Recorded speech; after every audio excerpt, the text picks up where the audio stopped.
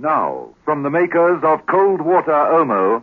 Emma Peel stepped over the dead body of Edward Salt and searched his desk. The Admiral attempted to give a hand. What's this? Railway tickets. London to Norborough, first-class return. There must be hundreds of them. Man must have had an obsession about railways. Look, Admiral, they're all punched. Oh? See?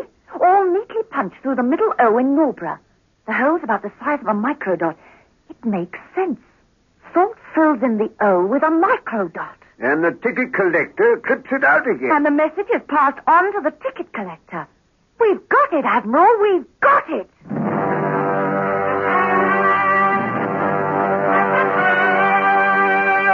The Avengers.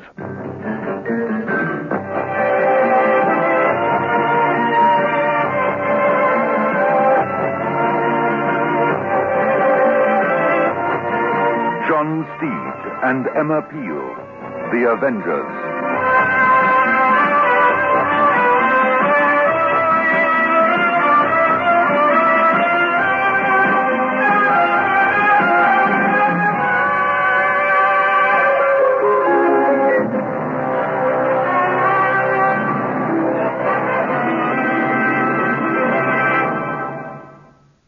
Once an Omo user, always an Omo user. This is what Mrs. Lyons of Yellowwood Park, Durban, has to say. It is the one powder that does everything. Well, for me, I know that. Yes? There's so many things that I've used and experimented with just to prove cold water Omo. Really to put it to the ultimate test. You know, and I find that it's come up to all my expectations. Yes. Cold water Omo cleans best. There's too much chocolate, double chocolate ice. There's cool chocolate inside, milk chocolate outside, double chocolate ice. Double chocolate, another great taste from Walt.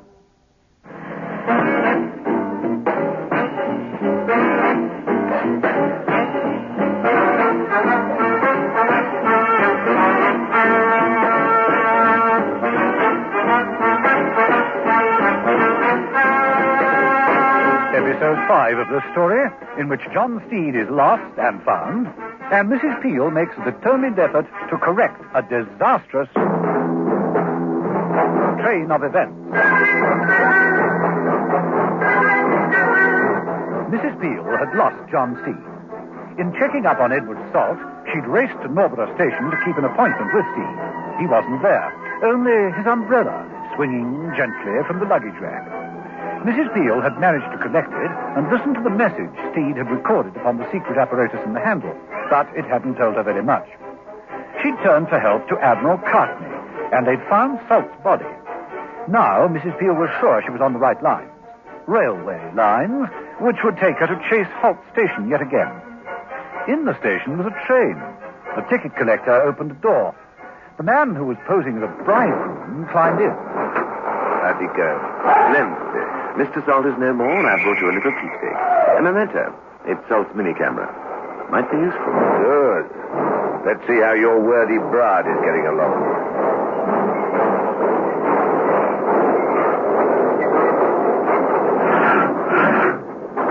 Are you making progress? Yes. Nearly finished. The bride was working on the floor, installing a bomb under the corner window seat. Just reassure me. How do we know that the vibrations of the train won't set it off? You'll have to take my word. She has a good list of Debbie. It's all very fine, but never anyone is important. What triggers the bomb off? A radio signal. Where will it come from? From this train. Sounds dangerous. There should be at least a mile between us. We don't want to blow ourselves up as well. We won't. At the moment it goes up, we'll be speeding away in the opposite direction. Now relax. We all have our problems. What's yours? Well, for instance, how do we get this carriage off this train and onto his train? Easy. Here's your answer. The ticket collector produced a series of very official stick labels. He showed them to the group. They all read, "This carriage to be commandeered and prepared for VIP train." Very important person. Very. I'll transfer this carriage tomorrow, and I'll attend to it personally. I'll be sorry to see it go. Not to worry. You may be losing a carriage, but he is gaining a bomb.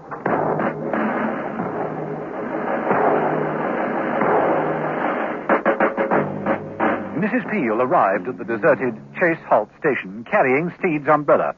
She immediately went to the tool chest where they had found Mark Lucas's body and was relieved to find it empty. Far off along the platform could be heard the querulous voice of old Crew. He was singing to himself as he went about his self-inflicted duty. When I marry your daughter. Mrs. Peel dodged back into the shadows as she heard footsteps approaching. A man approached, hand in coat pocket, clearly clutching a gun. Are you Mr. Crew? Oh, yes. You live here? Oh, I've got a little place in my signal box. Semi-detached. Here, further along the line. You live alone? Hey, what are the questions? Who are you? The man was about to withdraw his hand from his pocket when Mrs. Peel moved like lightning. She grabbed his wrist. It wasn't a gun at all. It was an identification card. Mrs. Peel. I don't know you. George Warren, I'm a friend of Steve. Oh, yes? Then where does he buy his trilbies? He doesn't. He wears bowlers and Bisons and Jameses. This is my identification card.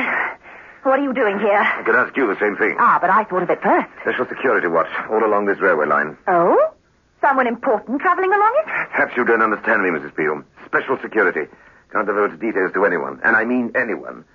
Now then, what about you? What are you doing here? I wanted Mr. Crew's advice on a railway matter. Oh, my experience is at your disposal, Mrs. Peel. But why don't we retire to my signal box, talk over a nice cup of tea? Splendid. Now, what exactly is your problem? Well, it's this umbrella. I want you to listen to it.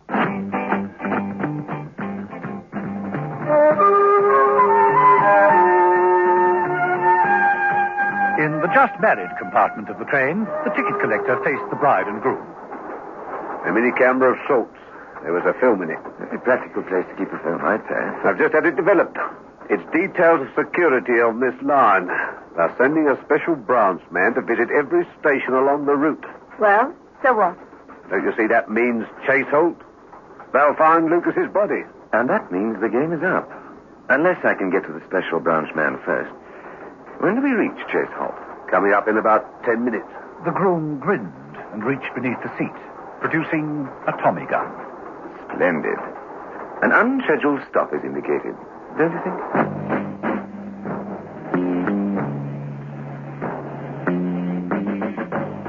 In the signal box, drinking hot, sweet tea, Mrs. Peel demonstrated the mechanism of the tape recorder in the umbrella and said, You see, in the background is the clatter of the train. Now, is it possible for you to pinpoint the exact section of a rail which made that noise? Noise, madam. Poetry. Pure poetry. Another stanza, please. Look here, Mrs. Peel. This may be all very interesting, but what does it all mean? Steve's disappeared. This is the only lead I have. If I can find just where he was when he was held up, then it's a step in the right direction. Well, Mr. Crew? Let me hear it again. Move and don't speak.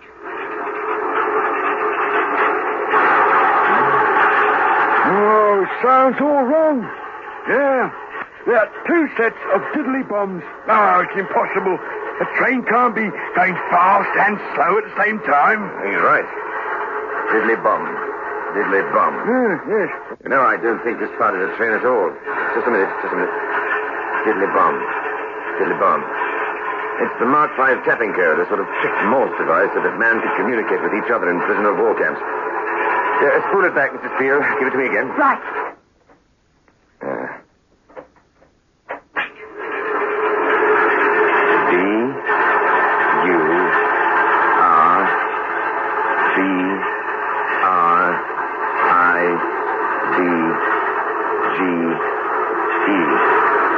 Debbage. That must mean Debbage Junction. Oh, yes. Well, Debbage Junction is on this line. 9 lines with close couple of points of Hampson design. The original lines laid down in 1899. Further modifications carried out on April 25th. Hey, that's funny. Train stopped at the station. Nothing ever stops here. There's something very wrong there. Must be something very wrong.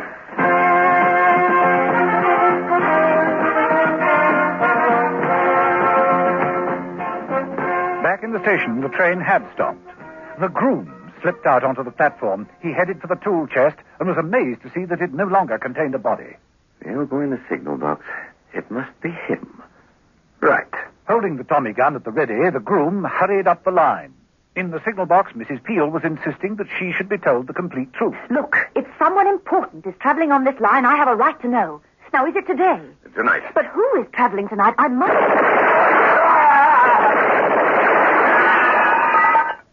Mrs. Peel had leapt at old Crewe, knocking him over into safety.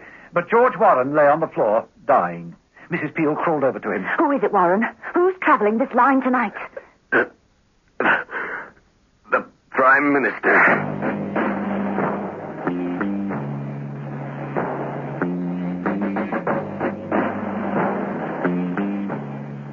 Mrs. Peel and old Crewe only just managed to get to the train before it started to pull out.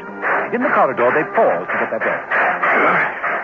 I still don't see why you had to pull me along. You're my only ally, the only one I can trust. That's extremely kind of you, but... Look, all the others are dead or missing. My dear lady, I fear that my services would be to no avail at all. You're getting a ride on a train, aren't you? How could you turn your back on that? No, that is true, of course. Yes, this is a nice example of the 5//77 type carriage. Yes, well, let's go into details later. We must find Steve. Come on. I'll start here. You follow the ticket collector. Ticket collector? Then what? Watch him. See what he does, where he goes. And come back and tell me. Off you go.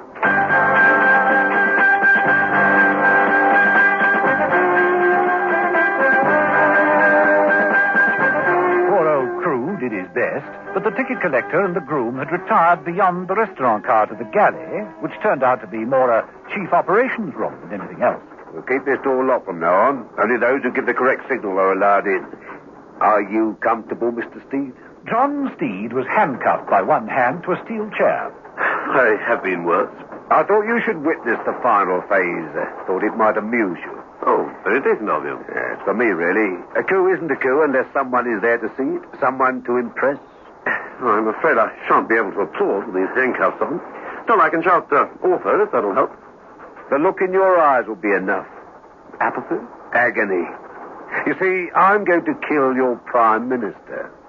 But presumptuous. How do you know which way I voted? I'm not considering your politics. Merely your patriotism. It's greatly exaggerated. I think not. Our trains will part at about 8:57. And then you will hear the Big Bang.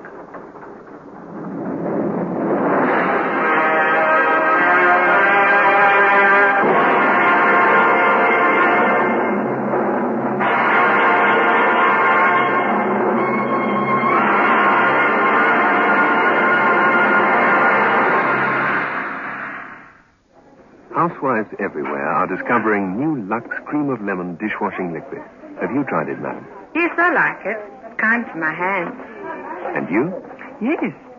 Gets my dishes sparkling clean. And you, madam? No, I haven't tried it yet. If you haven't yet tried new Lux Cream of Lemon dishwashing liquid, now's the time. New Lux Cream of Lemon really cares for your hands and gets your dishes sparkling clean. Lux Cream of Lemon at your shop now. So many women tell us that once an Omo user, always an Omo user. Women like Mrs. Clark of East London. This is certainly the one that I've stuck to. And it's all I get now. Yes, Goldwater Omo cleans best. Over 1 million housewives have proved it.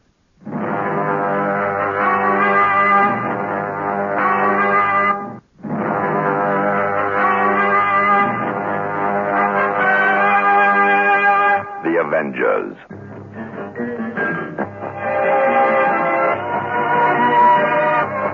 Listen every evening, Monday to Friday, to John Steed and Emma Peel, The Avengers, brought to you by the makers of Cold Water Omo.